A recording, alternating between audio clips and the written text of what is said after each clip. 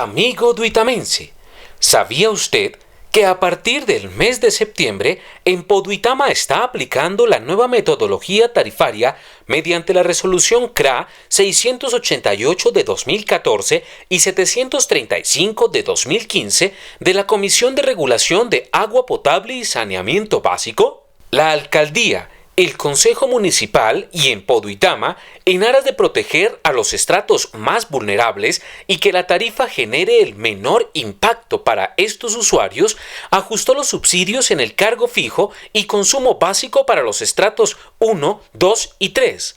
Asimismo, tenga en cuenta que la resolución CRA 750 de 2016 redujo el consumo básico.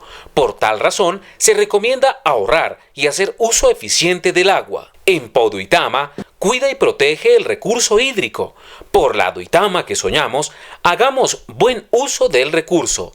Para mayor información, visite nuestro portal web www.enpoduitama.com.